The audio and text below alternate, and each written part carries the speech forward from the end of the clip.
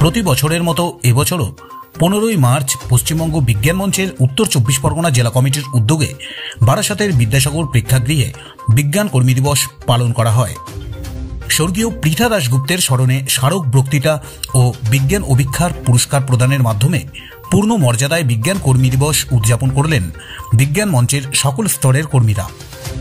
অনুষ্ঠানে পৃথা দাশগুপ্ত স্মারক বক্তৃতার বিষয় ছিল ভারতীয় ইতিহাস নিয়ে সাম্প্রতিক বিতর্ক ও কিছু আলোচনা।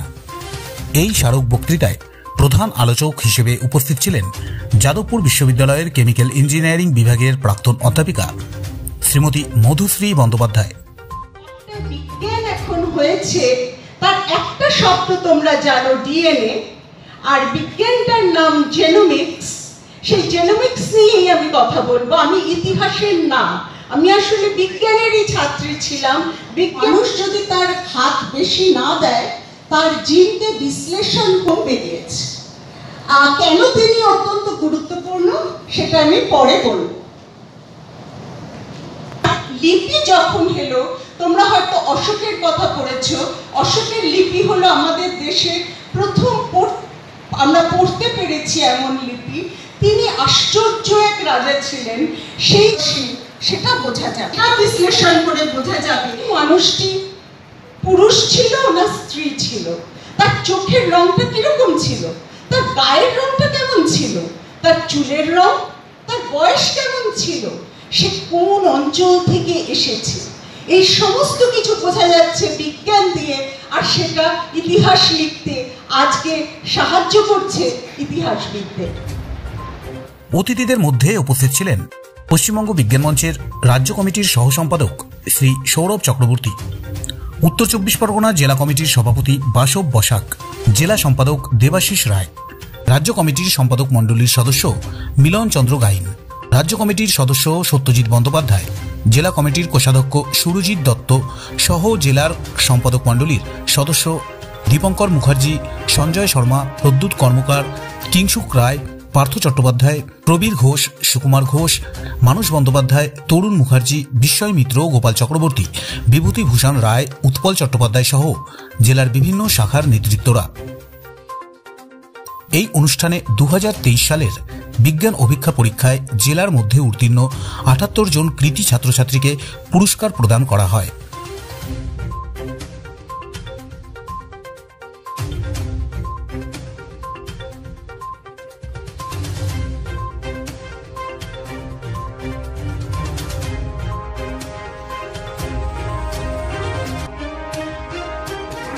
এটা জেলা স্তরে পুরস্কৃত করা হলো, 78 জনকে মোট পুরস্কৃত করা হলো।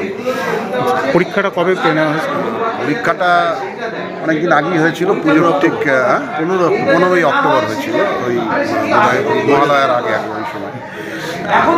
প্রায় এই বছর গত বছরের থেকে দ্বিগুণেরও বেশি হয়েছে, প্রায় 25,000 ছেলে মেয়ে পরীক্ষায় বসেছিল এবছর, যেটা অভূতপূর্ব।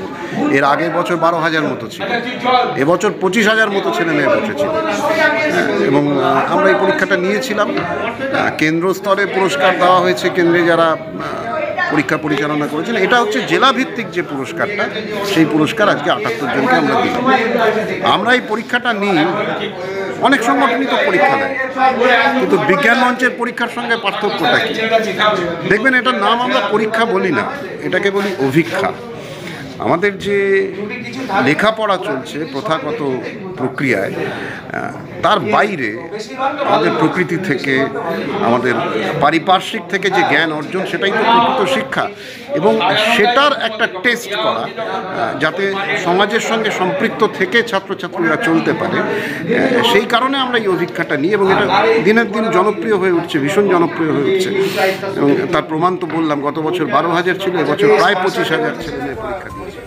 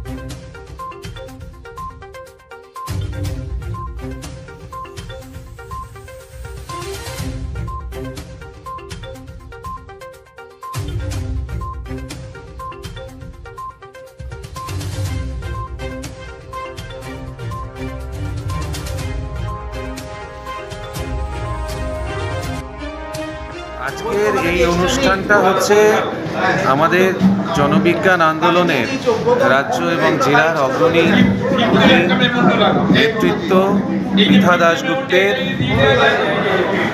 23তম মৃত্যুদিন। এই দিনটাকে উত্তর চব্বিশ পরগনা জেলা পশ্চিমবঙ্গ বিজ্ঞান মঞ্চ তারা সিদ্ধান্ত গ্রহণ করেছিল বিজ্ঞান কর্মী দিবস হিসেবে পালন করার।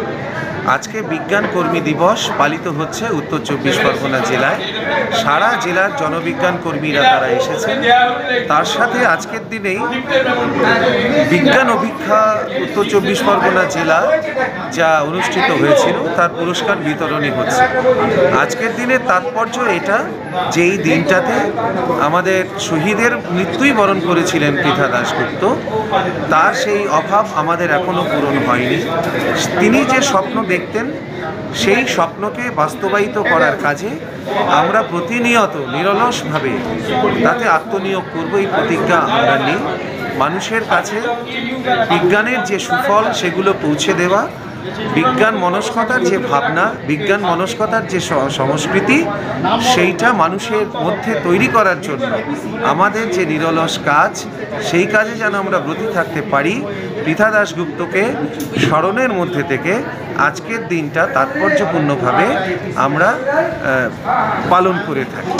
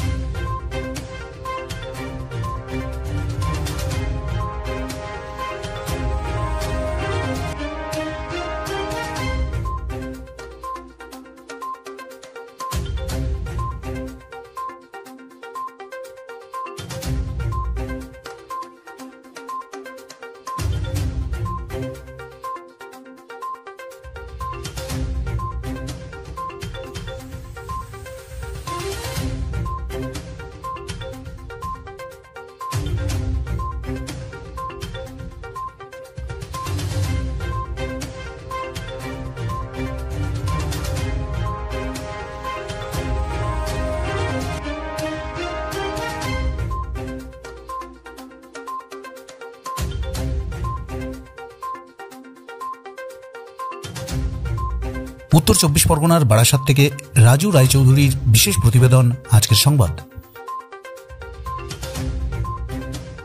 এ পাল জুয়েলার্স সঠিক ও খাঁটি গ্রহরত্নের একটি বিশ্বস্ত প্রতিষ্ঠান।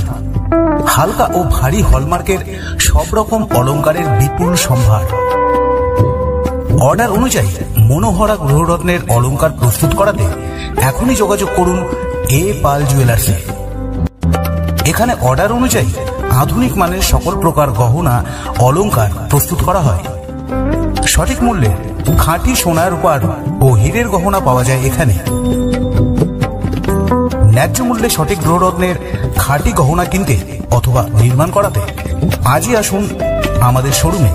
আমাদের ঠিকানা এ পাল জুয়েলার্স, 11 সঞ্জীব চ্যাটার্জি রোড, নৈহাটি, উত্তর চব্বিশ পরগনা।